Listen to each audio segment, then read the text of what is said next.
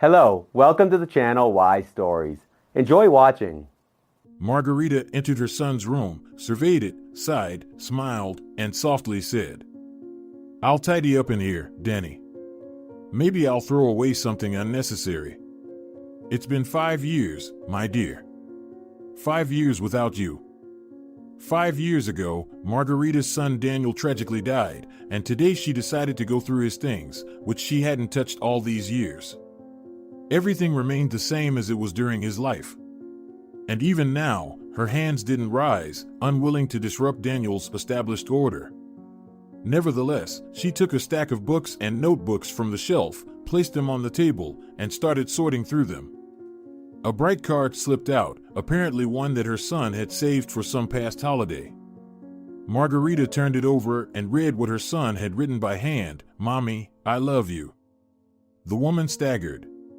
The pain, undiminished over 5 years, once again seared her heart. She leaned against the wall, but her legs gave way. She helplessly slid to the floor. She wanted to shout again, like back then, "No! This can't be!" But she already knew that wouldn't help release all the pain that had permanently settled in her soul. Her son, young, handsome, and healthy, had only turned 16 then. Life lay ahead of him long, happy, full of love and success in all areas. She, his mother, was sure of this, and so were all those around him, as Daniel was well liked. But it didn't happen. Was it fate or coincidence? After catching her breath from another blow of grief, Margarita once again looked around the room. "I'll never see you as an adult. And you would have turned 21 by now. Maybe everything would have changed in this room. Maybe you would have left home and started your own life, but no.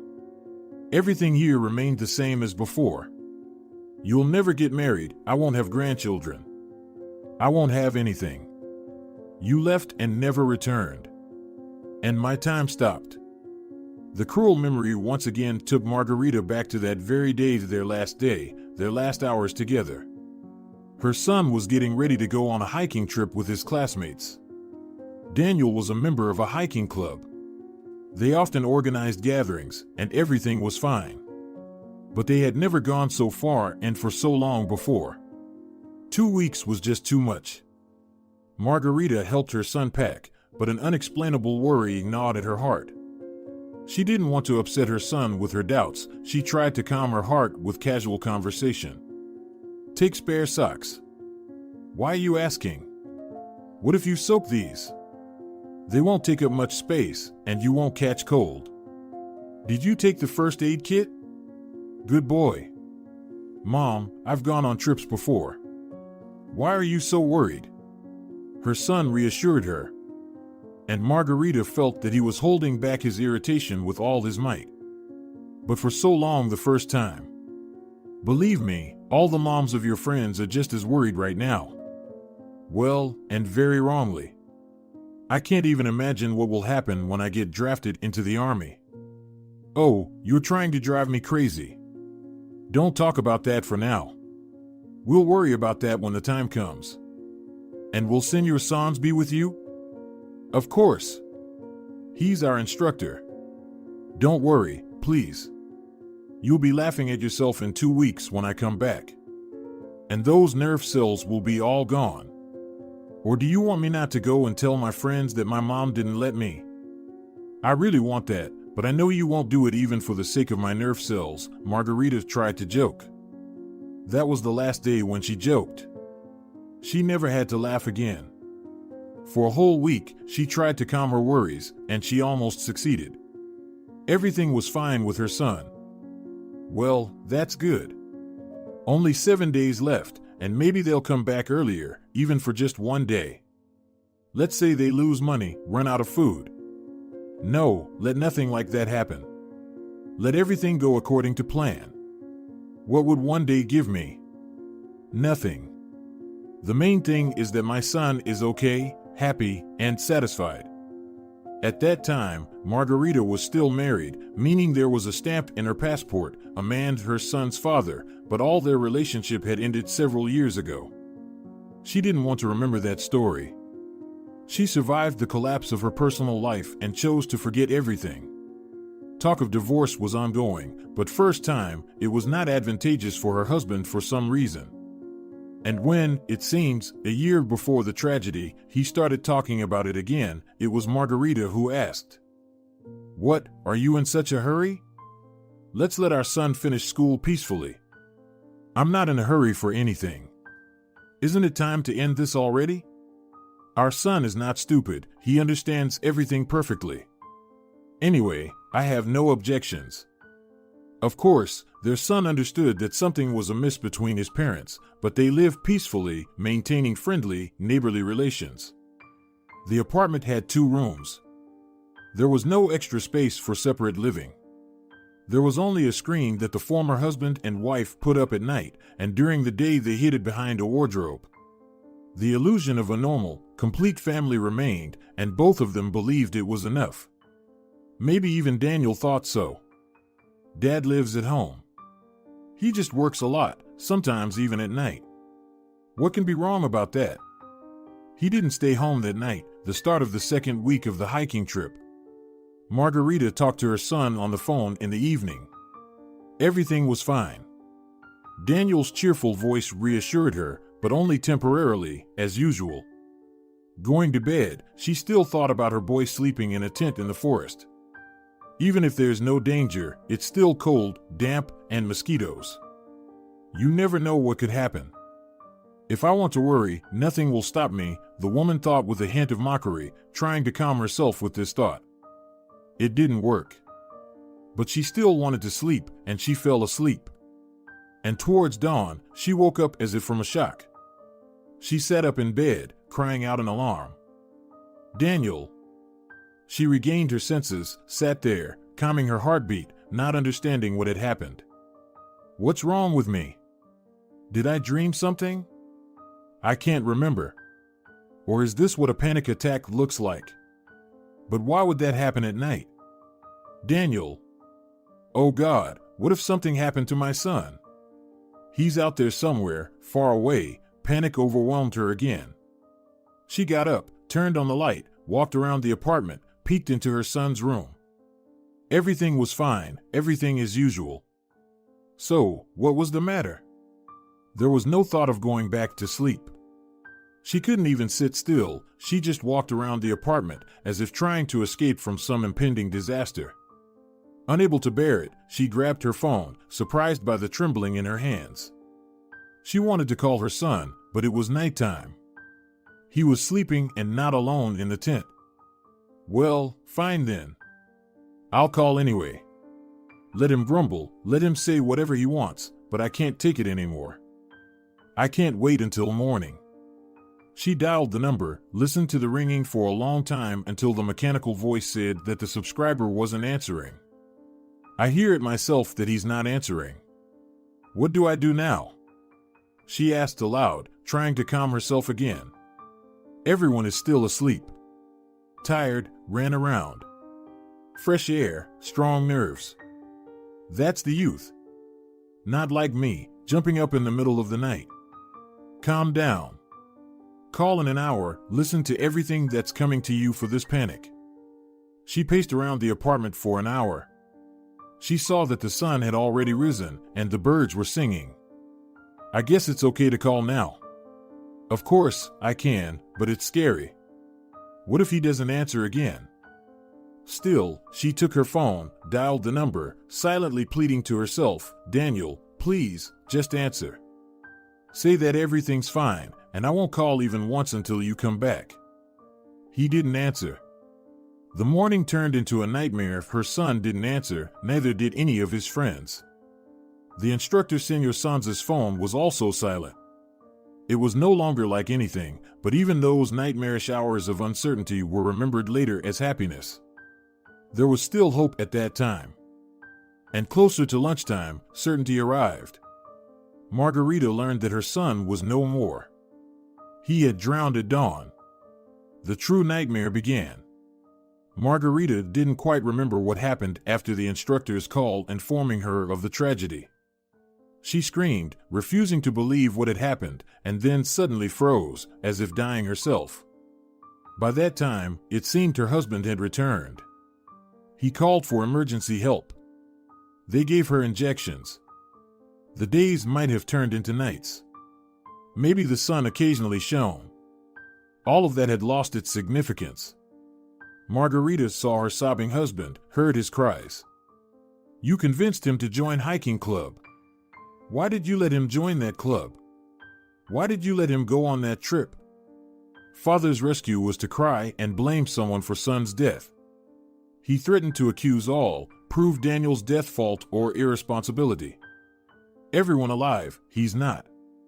Why? Who's to blame? He sobbed. Margarita, all this was out of reach. She couldn't cry. She knew it was her fault, mother's fault. Knew everyone alive, Daniel's not, so nothing left for her. They tried to find guilty ones, but seems like it was no one's blame. On that day, all was, like always, answered to investigators' scared teens, first time confronted with death. No, nobody hurt Daniel. No, we didn't fight. Nobody planned swim at dawn. All slept. Daniel too lay, like all of us. He didn't say he wanted to swim. At dawn seemed, someone called for help, but we thought we just made up this noise and slept again. No one guilty. Daniel drowned because he himself went in water. That's it. Margarita didn't matter. She prepared for son's funeral, lived like on autopilot. Need inhale, exhale air, move legs, something eat and drink. Not think why, not look at closed door son's room. Just exist, because life goes on, though hers no more. They say sorrow brings people closer. Maybe, but, it seems, not every sorrow and not all people. With husband happened shared sorrow, worse which not exists, they lost own son. Maybe it was all because they lost each other even earlier. But after happened, husband and wife began avoid each other. They didn't cry on each other's shoulders, didn't hold hands. They, even remaining alone in apartment, avoided look at each other. This made experiences even more unbearable. Maybe, therefore, after some time after funeral, maybe on 9th day, maybe later. Who counted these days? Margarita saw husband packing things. Sorry, Mara, but it will be better this way. Maybe, I shouldn't leave now, but now our cohabitation lost all meaning. Don't worry, I don't claim this apartment. Divorce I'll file myself. If something needed, call me. Okay, fine, apathetically answered she. Heart, scorched by the main trouble of life, didn't respond to these words. It not took this insignificant loss. Everything lost all meaning, said she, when door behind her ex-husband closed. An apartment became completely empty and cold, like. Let me be same as you, my little son, she thought. I died too. I'm gone. Margarita found no support in surroundings. Before tragedy, she was a sociable woman. She had many friends, mere acquaintances. She never was alone. It seemed, even after what happened, she shouldn't remain in solitude, but remained. At first, upon learning of Margarita's immense sorrow, people rushed to her. They wanted to support, offer help, express sympathy, but instead of the young and beautiful, friendly and smart Margie, they were met by a dried-up, unfriendly old woman. This was completely understandable. Such grief in a person. People didn't know what to do, how to behave. Of course, many had experienced various troubles in life, many had suffered losses, but she was now in a state of complete world collapse. And she didn't need anyone in these terrifying moments. Yes, thank you, fine. Everything's all right. I hear you, she said, turned away, withdrew into herself. Nothing could be changed. The people understood that they couldn't help in any way. Moreover, Margarita couldn't currently accept any help. We're probably torturing her in vain, someone said. Better leave her alone. Let her go through everything that's happening herself, and then. What will happen afterwards is unknown, but people decided not to torment her with their sympathy, persuasions, and convictions. Moreover, some believe that grief is contagious, since all her friends were also mothers. All had children of approximately the same age, with their own hobbies, often carrying their own dangers. They were afraid to fall into this circle of misfortune that Margarita was invisibly surrounded by. She remained alone in this circle and was not at all upset about it. She felt calmer alone. After some time after the funeral, she returned to work, trying to at least outwardly pull herself together, but Margarita became different. So different that those who had known her for many years didn't recognize her. Not only did the unfortunate mother change externally, her character became completely different. She dutifully performed her tasks, didn't make mistakes. In that regard, everything remained the same, but in other aspects. Margarita understood that it was difficult for her colleagues to look at her, to be around her, because they continued to live. They had their own affairs, their own joys. The team was predominantly female, and whether you wanted it or not, women had to mention their personal, domestic matters and problems during work, talk about their children, husbands, sometimes joke and laugh. But with her, all of this was unthinkable. Colleagues found it sacrilegious to behave as nothing happened in front of a person who had lost, it seemed, everything. She hadn't smiled since her son was gone. Margarita herself understood how much it complicated the lives of the people who had always been pleasant to her. She couldn't change anything herself. Of course, after all, her grief would remain with her, and she would remain like that forever. But she mustn't spoil people's mood, shouldn't worsen the atmosphere at work, so she went to the manager and asked to be transferred to the dispatch room. "Why would you do that?" Hiding his eyes, the manager said, "You're handling your duties. Besides, the salary there is much lower." "I'm okay with it," replied Margarita, who had become very reserved. "You understand. It's hard for me, and it's hard for everyone when I'm around." "Maybe you're wrong about that. They say, on the contrary, when there's grief, it's easier to endure it together with others." The manager tried to convince her, but he understood everything perfectly well, and without further discussion, he signed the application. From then on, Margarita sat alone in a small room. She answered phone calls, handed out keys, accepted documents. It was harder, but even the thought of returning to the team didn't arise. She brought a book with her and read. Not fiction, no. There were stories about love, happiness, motherhood in any case. It was too unbearable. She started reading historical books. Information about the distant past was somewhat comforting. Many events happened in the world before she lived, before Daniel lived. People suffered, died, and the world continued to live on. Only for her, for Margarita, there was no continuing. She sat in a tiny chamber, resembling a coffin, where she had confined herself alive. Previously, another elderly woman, cheerful and sociable, worked here, and people often gathered near the dispatch room. Everyone wanted to chat with her. Now, however, anyone encountering Margarita's extinguished gaze hurried to leave as quickly as possible. After work, she went home to the empty and dead apartment, which was also steadily turning into a tomb. And then, unintentionally, Margarita realized that there was a corner there where life was still preserved, Daniel's room. It was as if the spirit of the young owner, who had left forever, still lingered there. Everything here was just as Daniel had left it: books, notes, pencils, discs, some other items whose names the mother either didn't know or had forgotten. She tried not to touch anything, just so as not to scare away Daniel's spirit. Once a week, she carefully wiped off the dust from horizontal surfaces, vacuumed the carpet, and that was it. And in the evenings, she spent hours in this room, conversing with her son as if he were alive. And how could she not rejoice in her solitude? If someone found out about this tendency of hers, they would think she had gone mad, they would force her to seek treatment, they might even decide to dismantle everything in Daniel's room. Even thinking about it was terrifying. No, everything would remain as it is there, and her son would remain there. She hadn't gone mad. He's just the only person she can talk to. Yes, he can't reply, but Margarita is sure he hears her and is present somewhere nearby. Even in the cemetery, where she also went almost every week, she didn't feel such unity with her son. There he was still dead, but here he remained alive. Perhaps he's the one who helped her survive, regain her senses, come to herself, simply not completely lose her mind in her grief. In the evenings, after sitting alone in her dispatch room, she would hurry home to talk to her son, tell him about everything that had happened to her during the day, complain, ask for advice.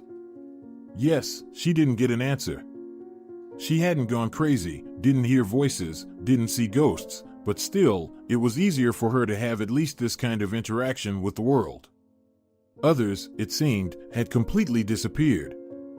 A year went by, then a second. Many people began to gradually forget about the tragedy that had befallen Margarita. Their lives didn't stand still. And those who didn't know her before had no idea why this woman sat in the dispatch room perpetually gloomy, reserved.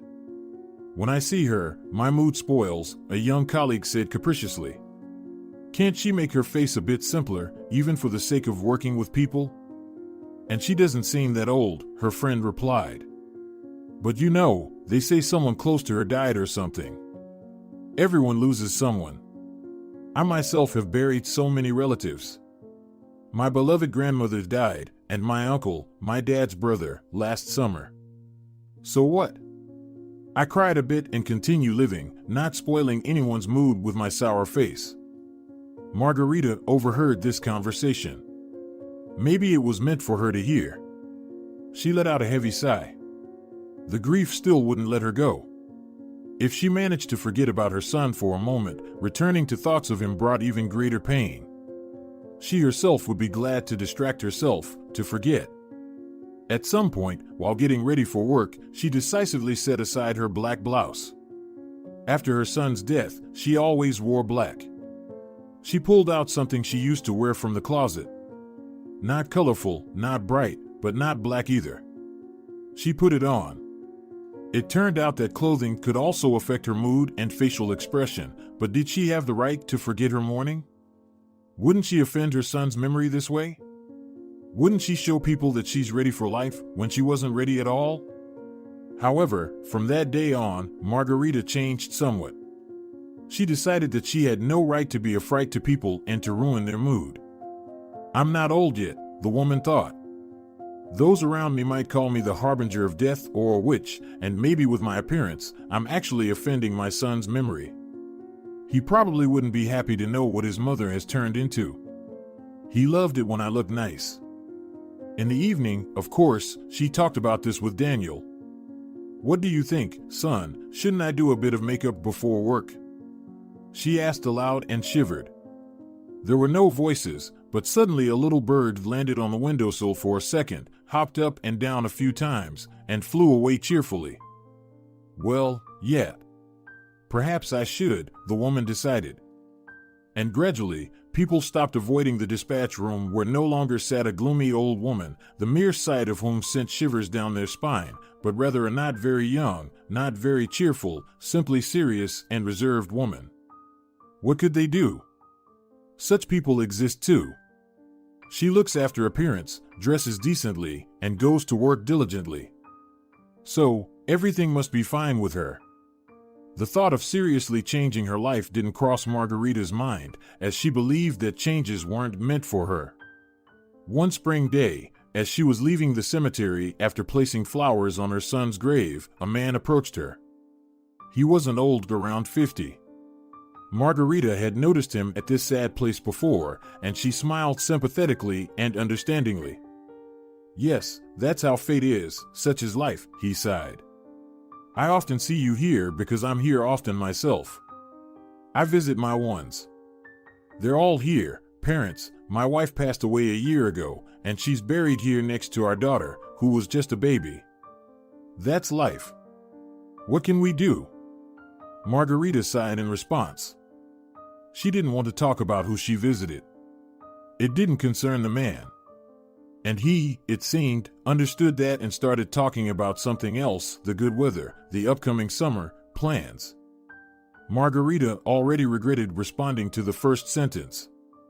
Maybe she should have just nodded and walked away. She didn't want to talk because she had no plans. And now, it seemed like a conversation was starting, and she needed to either continue it or stop it. And how do you stop it if he keeps talking? They walked outside the gates, and the man unexpectedly invited her to a cafe. There's one nearby. It seems to be specifically created for people like us. They sometimes hold memorial events there, and you can also just sit there. A quiet, peaceful place, no cheerful music, no dancing, and other such distractions. Would you mind? I don't mind, Margarita found herself saying unexpectedly. She was very thirsty. She had forgotten to bring water with her, and she had been at the cemetery for about 2 hours. It was getting quite hot. She certainly hadn't been thinking about cafes. She had planned to enter the first store she came across and buy a bottle of water.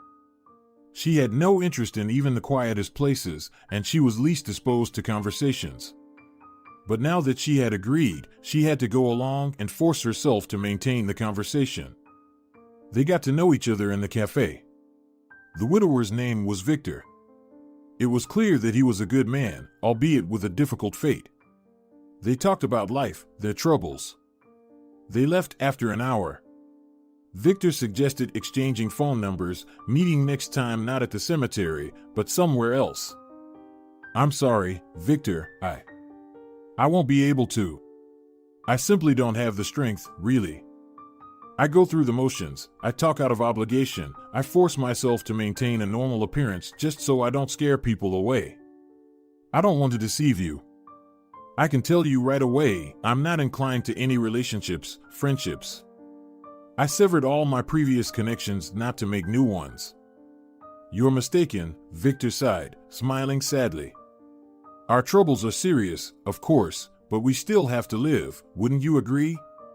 At least for the sake of preserving the memory of our departed loved ones. We do preserve their memory in our own ways, of course. You're just stuck in the past, Margie, Victor said, and with that, they parted ways without any promises or exchange of phone numbers. Margarita wasn't at all saddened by this. She even breathed a sigh of relief. She couldn't react to any new person right now the way she couldn't react to the old ones. Yes, she remained in the past because she had nothing else left except that very past. She wasn't upset even after encountering Victor again near the cemetery sometime later, as he was talking to another woman who also visited the place frequently. And so, after 5 years of her accustomed solitude, Margarita found herself without a job. She wasn't fired, her position was eliminated. They no longer needed a dispatcher in the not very profitable enterprise. Many were affected by the downsizing, and Margarita was among the first. As a result, she lost a small but stable income. She had no significant savings, and she needed to live on something. She had no one to talk to about this, no one to ask for advice.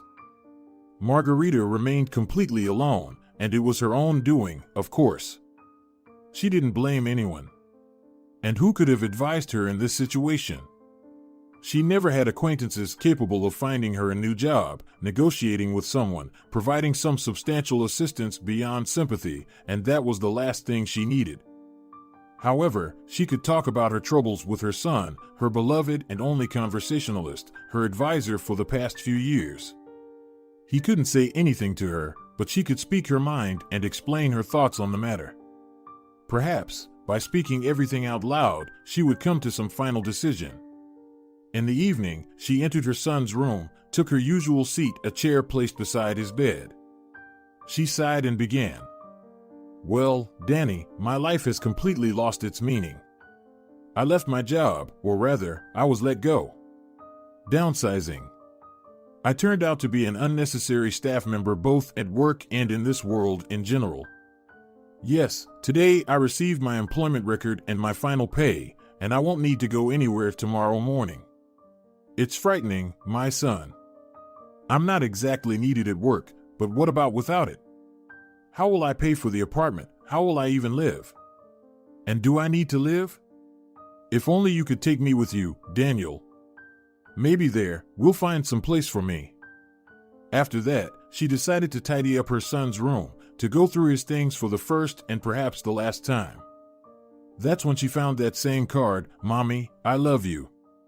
She lowered herself onto the chair again, clutching the card to her chest, and tears flowed from her eyes for the first time in a long while.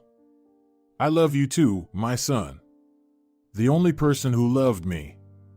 The only one who will never leave, even now. Why are you silent, my dear? Give me some kind of sign."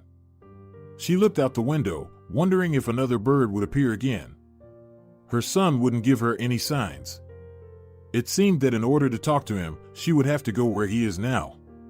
Although no one knows whether a meeting is possible there and whether there is anything there at all.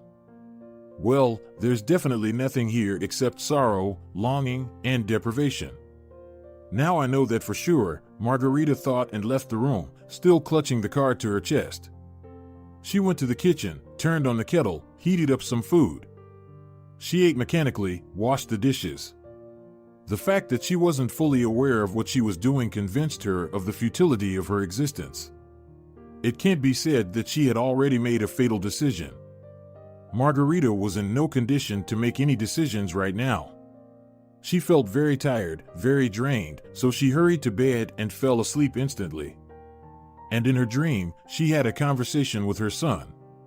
Probably, for the first time, such a clear and meaningful one.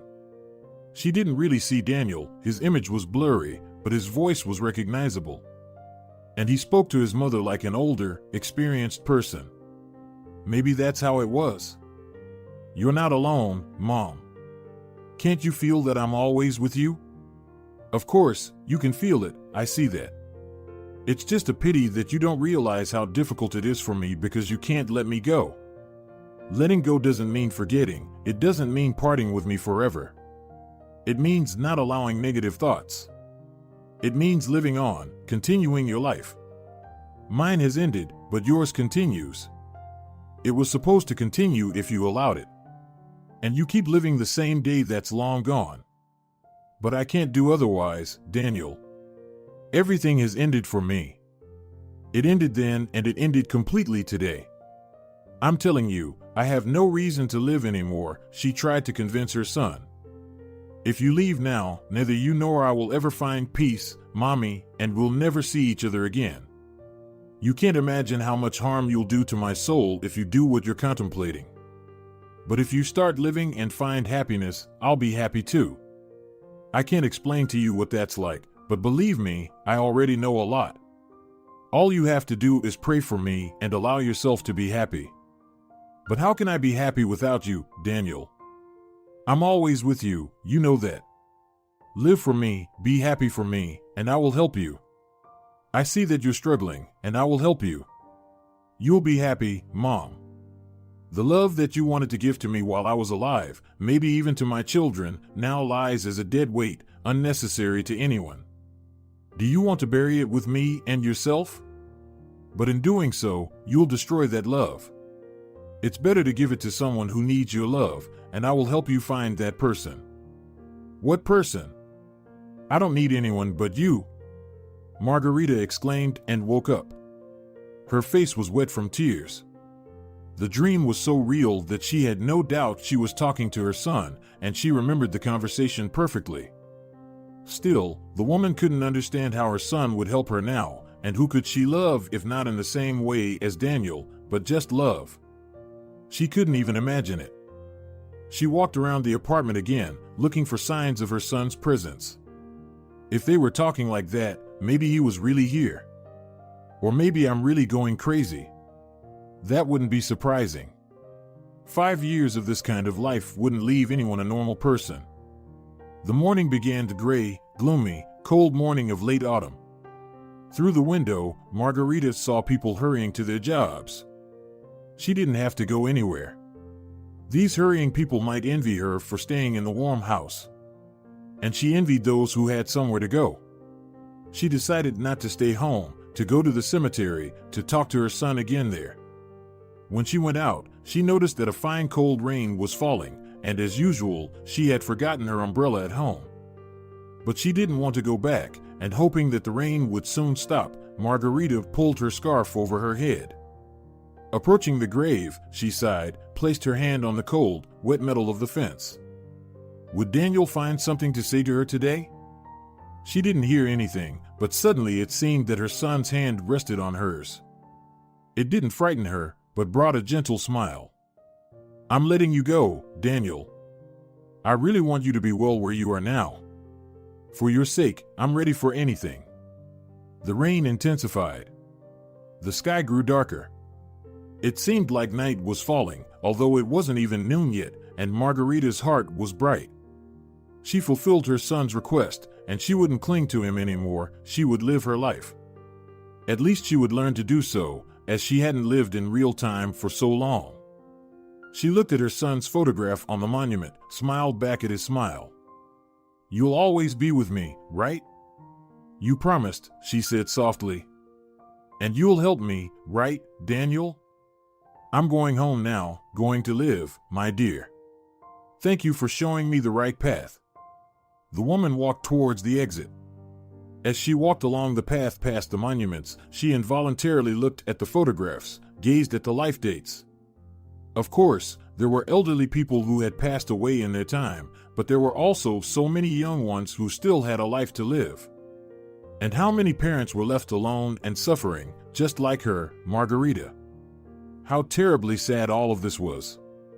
She looked at the beautiful and youthful faces, and her heart constricted with pain for those who had departed and with sympathy for those who stayed on this earth. How do parents endure this sorrow? Just like she did? Where do they find solace? There was no one at the cemetery at this time. It was a working day, and the bad weather wasn't the best time for visiting the cemetery. She first mistook a solitary figure near one of the fences for a bag of trash someone had left behind. Probably they were cleaning up around the graves for winter, and something was left behind. But as she got closer, she was surprised to realize it was a person. A little boy was squatting in front of a monument, leaning against the fence. And he sat there without moving. It was strange and even frightening. What are you doing here? Margarita called out to him as she approached. Nothing, the boy answered in a slightly hoarse voice. You can't sit like that. You'll catch a cold. Why did you come here? Do you have someone buried here? Her heart squeezed even more at the sight of the lonely child. Mom and Dad. They died in a car accident, the little boy said. That's where the sorrow was, because the child couldn't have been older than 7. Maybe even younger. And he was sitting here alone on the grave of his parents. Was it for her, an adult, an independent woman, to lament fate? My son is buried here.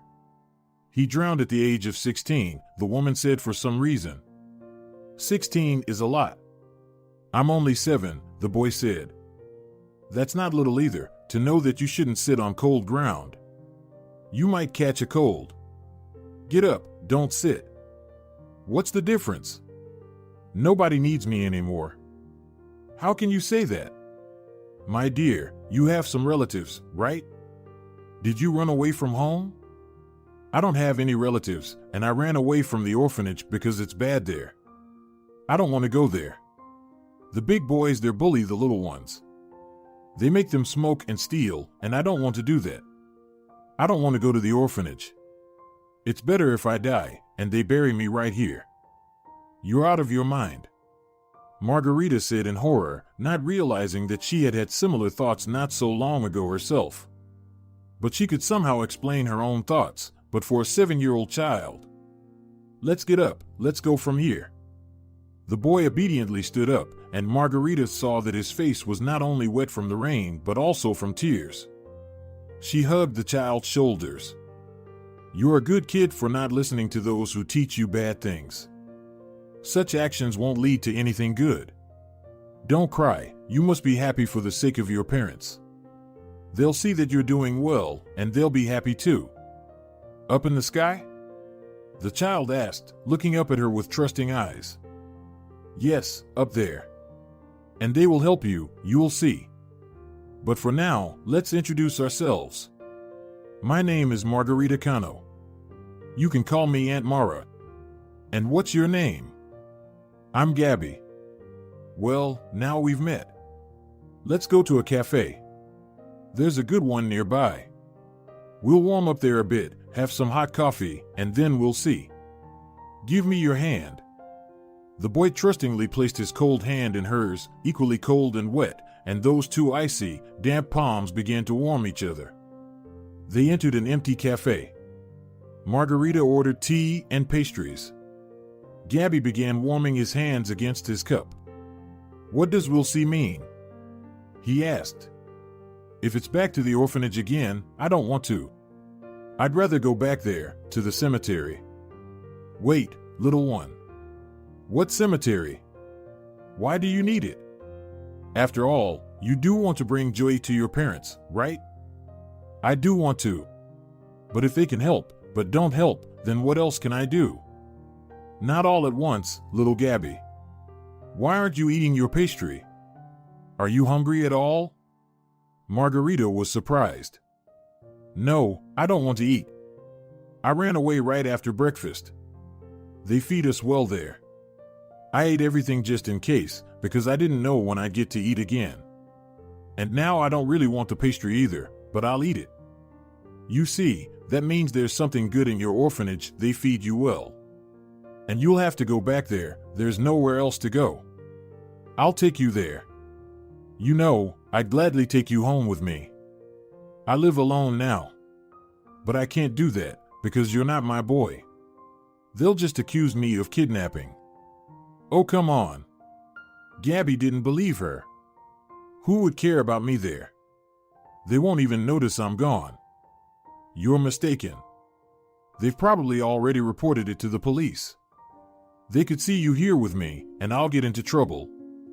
No, let me take you back to the orphanage. I'll tell the caretaker not to let anyone hurt you, and I'll come visit often, as soon as I can.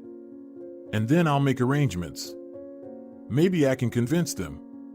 Perhaps I can take you to visit me. If you like it at my place, maybe they'll let me adopt you. Really? The boy couldn't believe it. They say they don't adopt older kids like me. They prefer little ones. Others might not adopt older kids. But someone like you is exactly what I need. Actually, it's better they don't adopt you. At least nobody will take you away except me. Because we're already friends, right? Well, yes, probably. I like you, the boy smiled. And I like you too. You don't have any relatives? No, everyone has already died. Grandma, Grandpa, they're buried there too. They say there's some uncle, but I've never seen him, and he lives who knows where. He might not even know about me.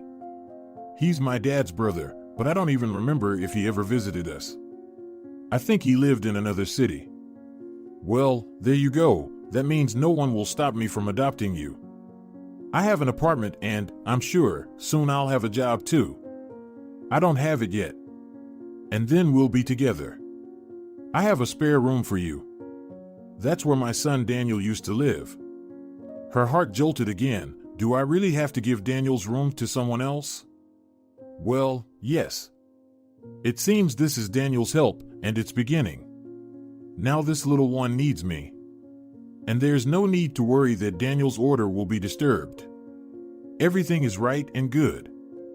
Gabby, warmed up and having had some sweets, perked up a bit and confidently showed Margarita the way back to the orphanage.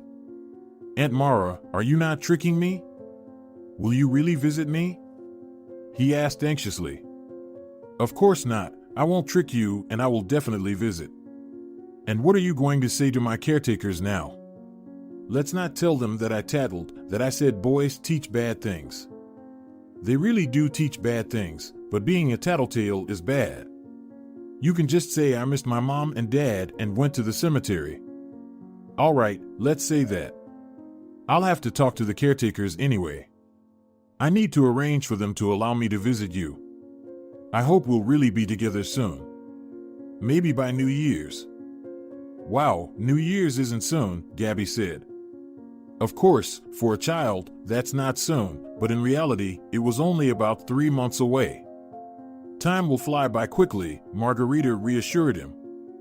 They arrived at the orphanage, went inside. Ah, there he is, our little traveler. exclaimed a woman who seemed to be the on-duty caregiver, addressing Margarita. "Where did you find him? Thank you for bringing him. He's been with us for not long. He can't get used to everything yet." "It's hard to get used to something like this," Margarita sighed. "But please don't scold him too much. He's a good boy. He was at the cemetery, by the grave of his parents." "Oh, what a tragedy.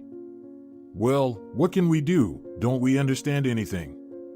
No one was planning on scolding him too much. "Are you the caregiver? I wanted to talk to you specifically about Gabby." "Wait right here in the hallway. I'll take him to his group, let him change clothes. He's all wet.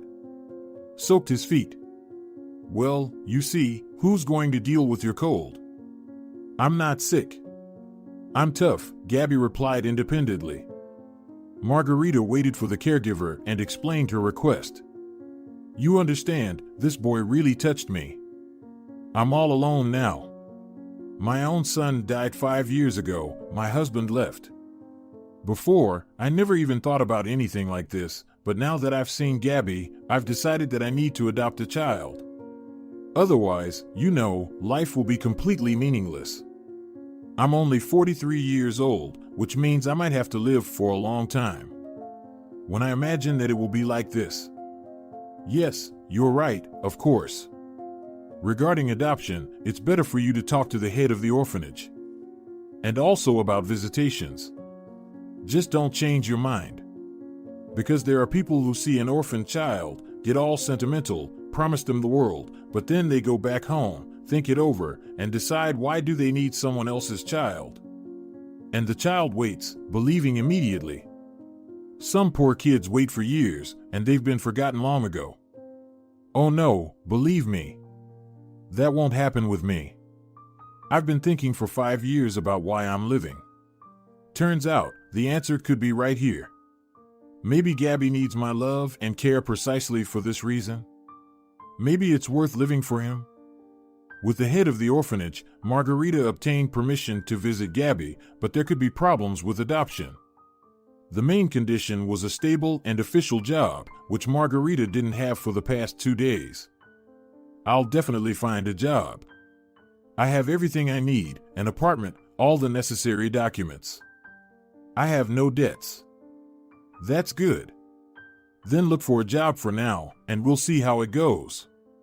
They'll inspect your apartment, provide an evaluation of whether it's suitable for a child to live in. And then, I suppose, there shouldn't be any major obstacles. He doesn't have any relatives.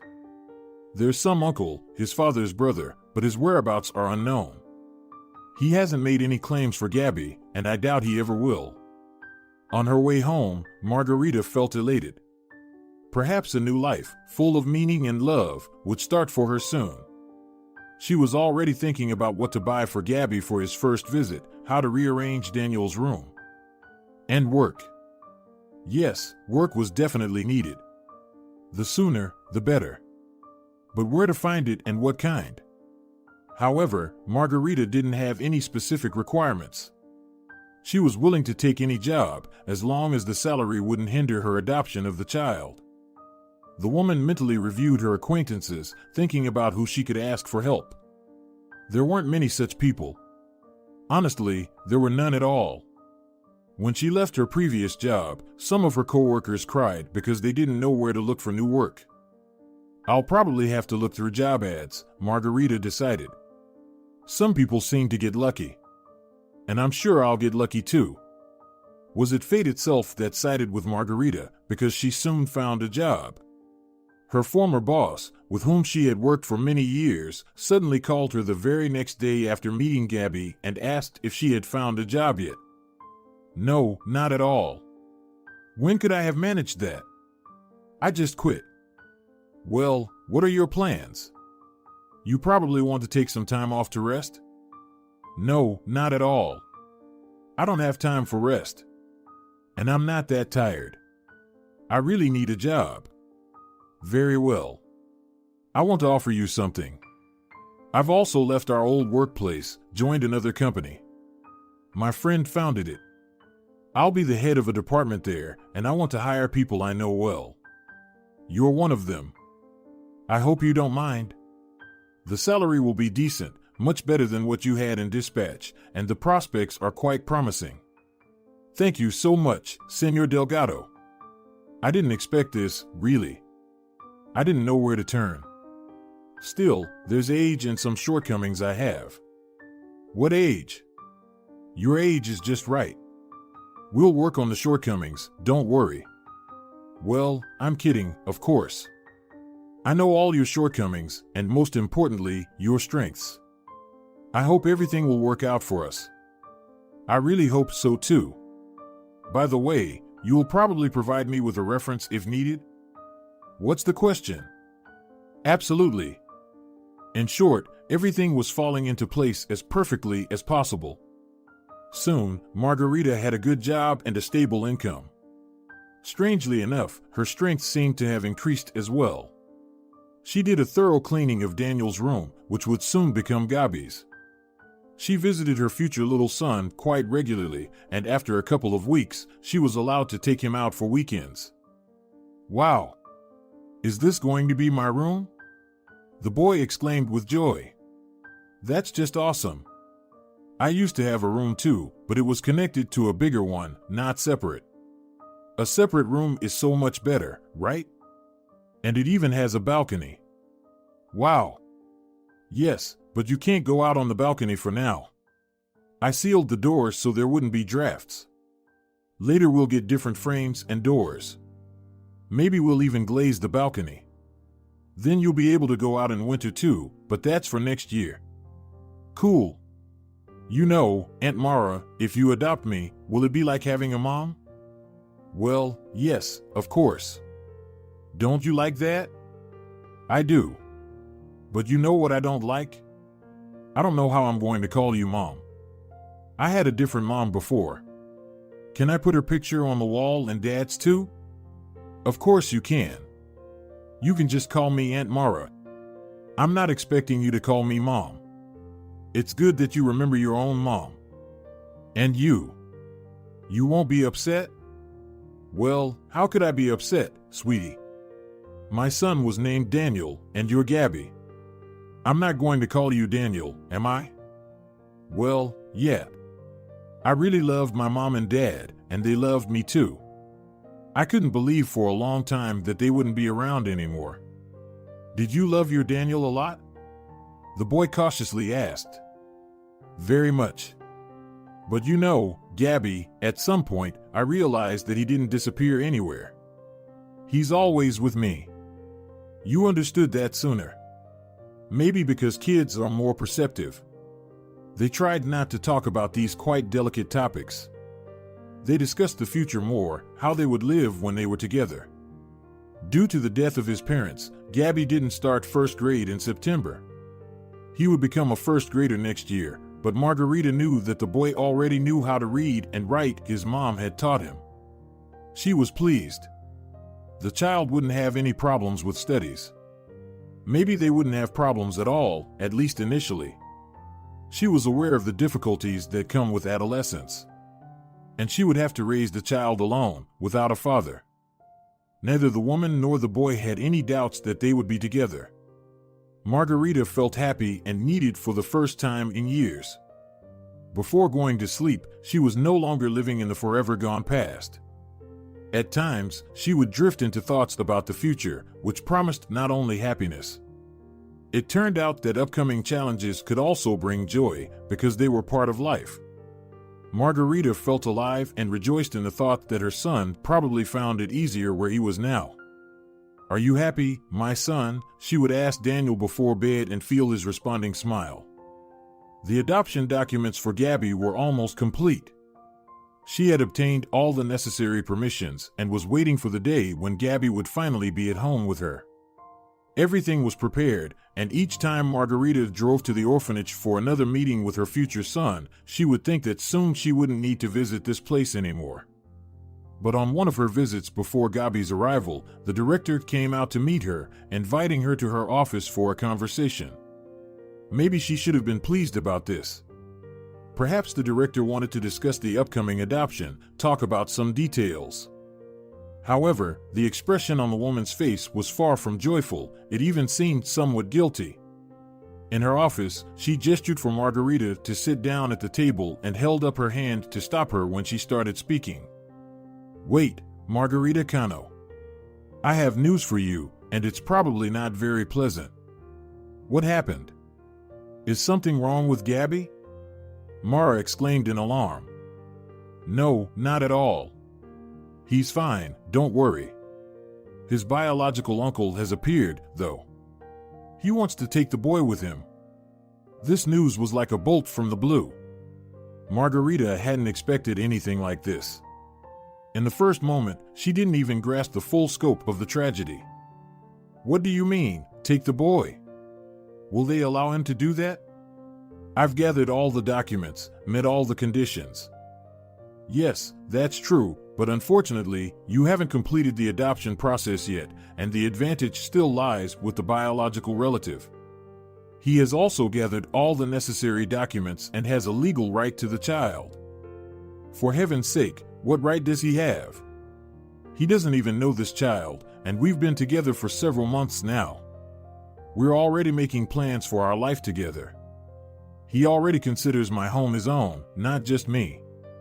And suddenly, some uncle shows up who didn't want to know about him before. It's not quite like that. He had his circumstances that prevented him from appearing earlier. So, he couldn't show up for almost a year? And now what? What does Gabby himself say about this? "I don't believe he'll just go with a completely unfamiliar person, even if he's a blood relative, and reject me. The thing is, Gabby is not yet 10 years old, and his opinion won't be seriously taken into account. The person who wants to take him is his close relative, his biological uncle. Meanwhile, you are a stranger, unfortunately. No, I refuse to understand anything about this. So, a child can be given away to anyone without his consent, based on some kind of kinship document, and they will refuse a person with whom they have a spiritual bond, practically unity. That, you must admit, is inhumane. I just can't believe this." Margarita was on the verge of tears from desperation. She understood that her pleas meant very little, and the director of the orphanage held little sway over the situation, which she immediately confirmed. "You know, I agree with you to some extent, but I have to act according to the letter of the law, not just personal feelings. However, don't lose hope completely. Nothing is final yet. It's entirely possible that the decision will be in your favor. And it's also possible that it won't be. But can I at least see Gabby today?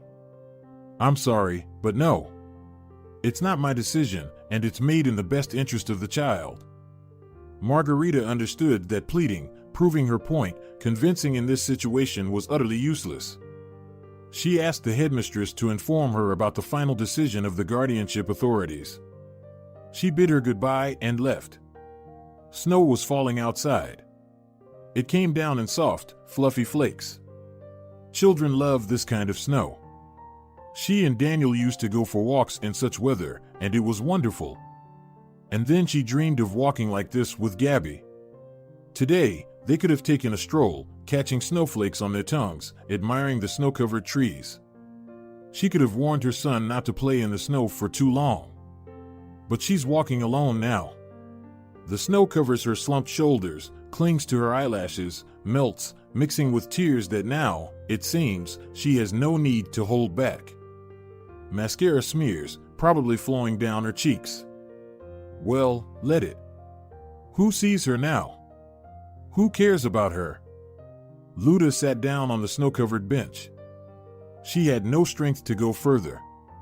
Empty again, no hope again. Why do I lose everyone? She mentally asked, raising her eyes to the sky. Why do they take everything from me?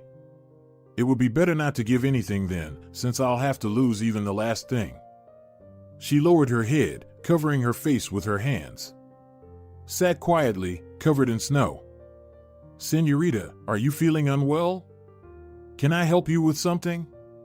A pleasant male voice sounded over her. Now here comes the sympathizer. He'll pity her, comfort her, and then, who knows, maybe something will work out. You're wrong, mister, the woman thought, raising her head.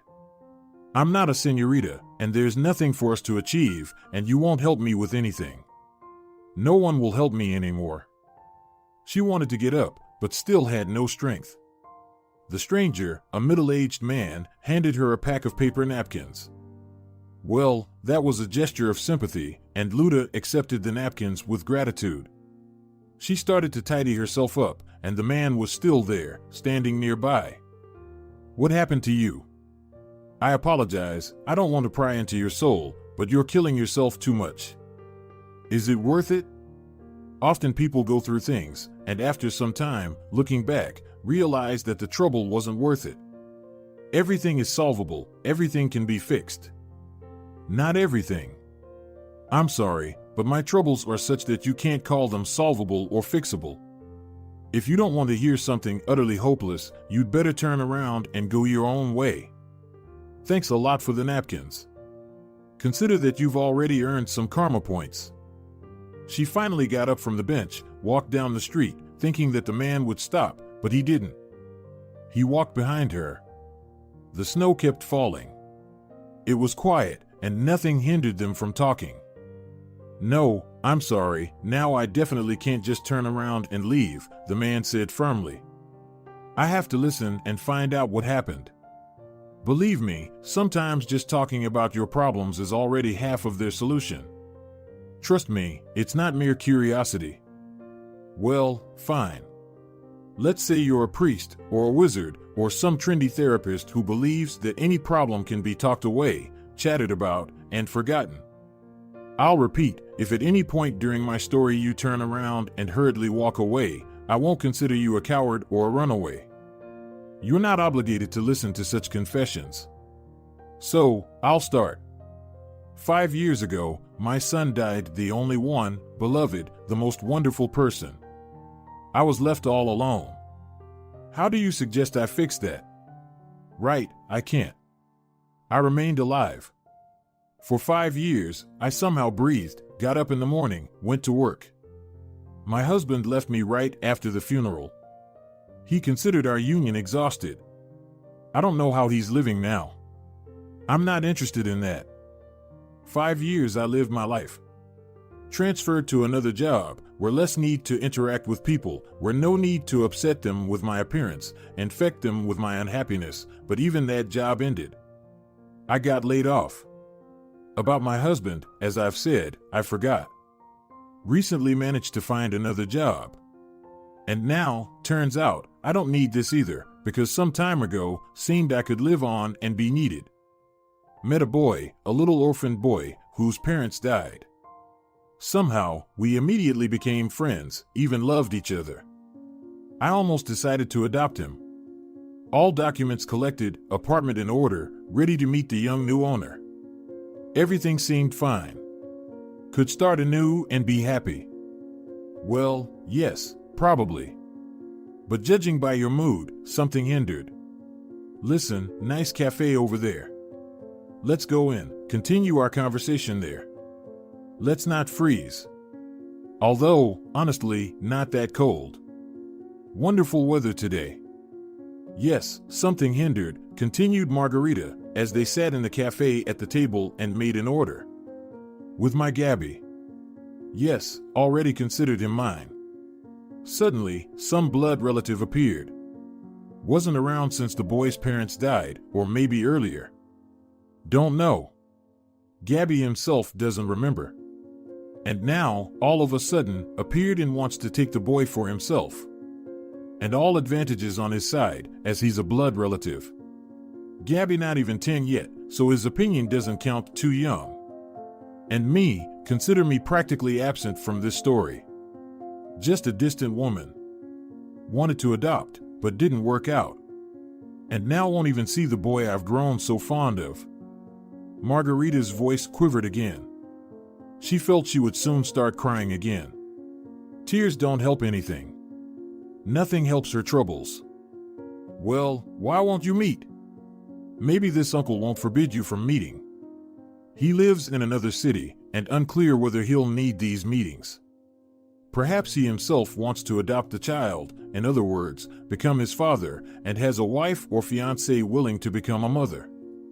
So, again, I'm an unnecessary element. Need to talk to the uncle for that. Different city, not another country. Still can meet, and going there less than a day. How do you know? Margarita was surprised. I am that very uncle. Andres is my name. Sorry for not introducing myself right away, but even I didn't immediately understand who you are and what the conversation was about. I won't let you and Gabby part forever. Promise you that. Thank you. But why didn't you take the boy right away? Why decide to show up only now? Didn't you know about his parents' death, that they placed the boy in an orphanage? Of course, I knew. From the very beginning, I thought I needed to do it. But I also had circumstances, you understand? Unfortunately, not everything depends on us and our desires. You surely know that yourself. My circumstances weren't as tragic as yours, but still, I couldn't adopt a child. I was going through a divorce with my wife, actually. The divorce was tough.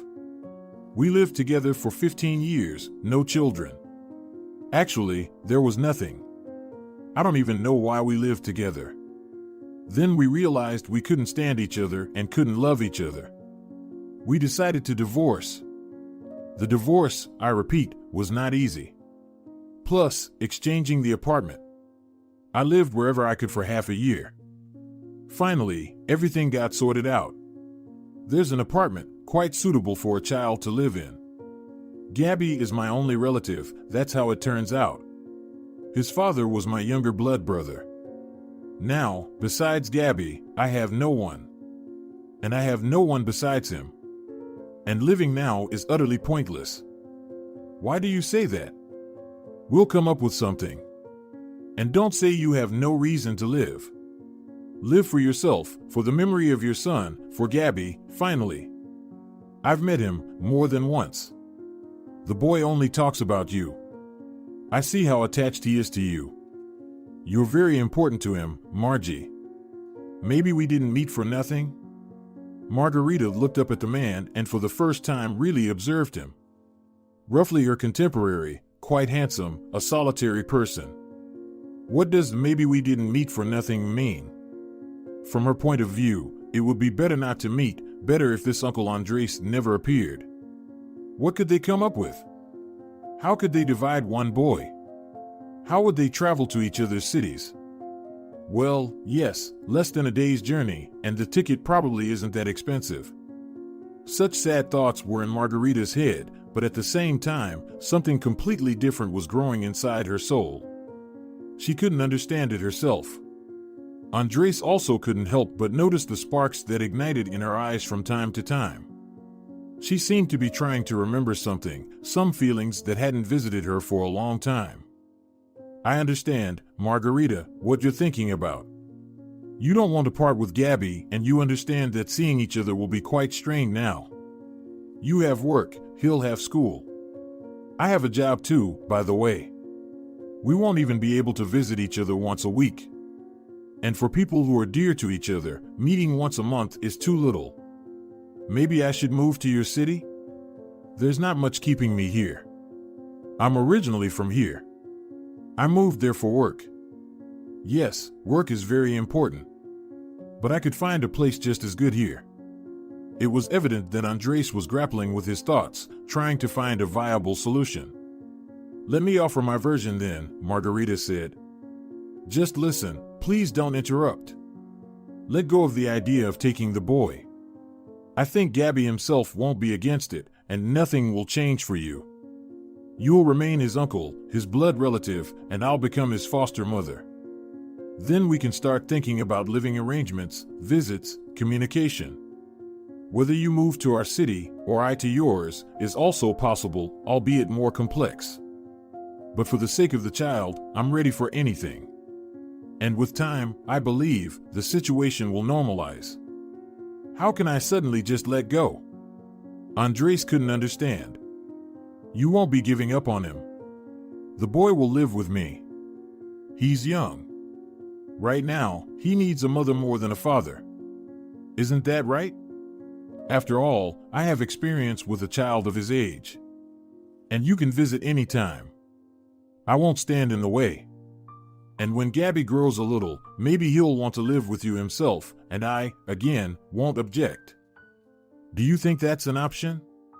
The man asked, bewildered. Why not?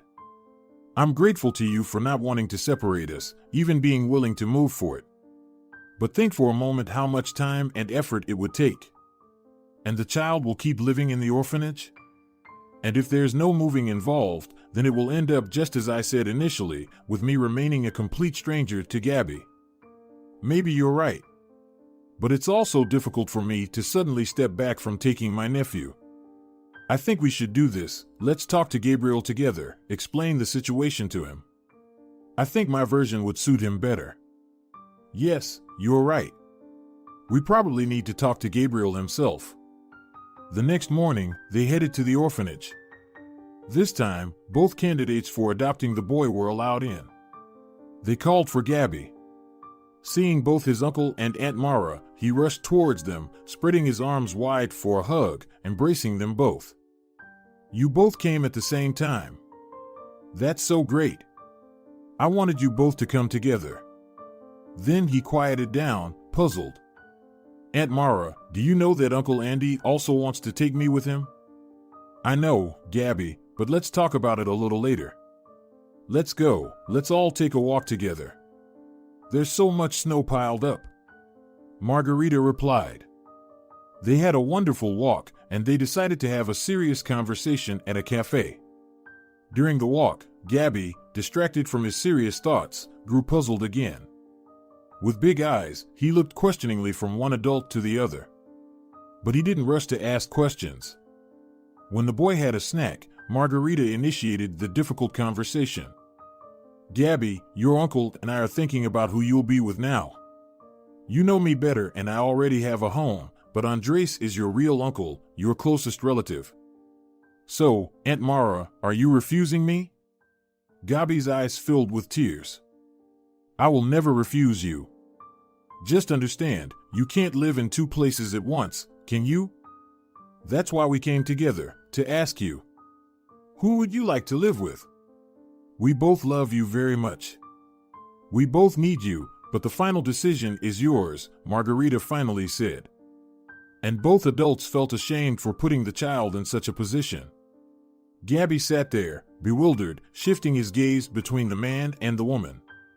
He didn't know how to answer. I don't know whom to choose. I don't want to choose, he said, tears welling up. It's all right, calm down, Andres said. If I'm planning to move to the city anyway, why don't we exchange our 2 apartments for a larger one? That way, everything will be great. Hooray! That's a great idea you came up with, Gabby brightened up immediately. And we'll all be together, like one family. Aunt Mara, are you okay with this? Of course, Margarita agreed, a bit flustered. It's just not something that can be done quickly. Don't worry. Margarita wasn't as optimistic, but not wanting to upset the child, she smiled and agreed with everything the man said. After seeing Gabby back to the orphanage, the adults exchanged glances. I probably promised something extra, didn't I? Andres asked, embarrassed. I don't know. It was necessary to reassure Gabby, of course, but how are you going to manage now? I don't know. And should I? The idea, really, isn't entirely unreasonable. In any case, it might take quite a while before it's implemented, and we'll see how things go from there. Yes, you're probably right. Your plan was just so unexpected that I got a bit flustered. I need to focus on the adoption and everything else. Let it all unfold as it will.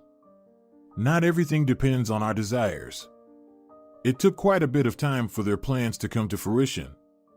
The adoption of Gabby was the fastest part. Margarita prepared well and soon became the official mother of the boy she befriended in such an unusual way.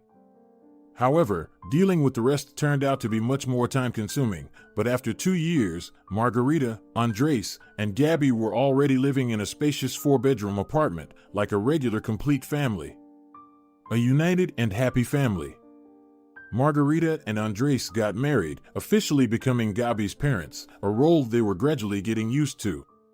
Each of them had experienced substantial losses, which taught them to value family, kinship, good relationships, and each other, of course. Margarita was getting ready to celebrate her jubilee. She turned 45. The main and dearest gift was a card from Gabby, on which it was written, "Mommy, I love you." He called her mom for the first time. Mara placed the card on the shelf next to the one she found among Daniel's belongings. "Everything is good with us," she silently said to her elder son. "Are you happy, my dear?" If you're enjoying it as well, leave a like and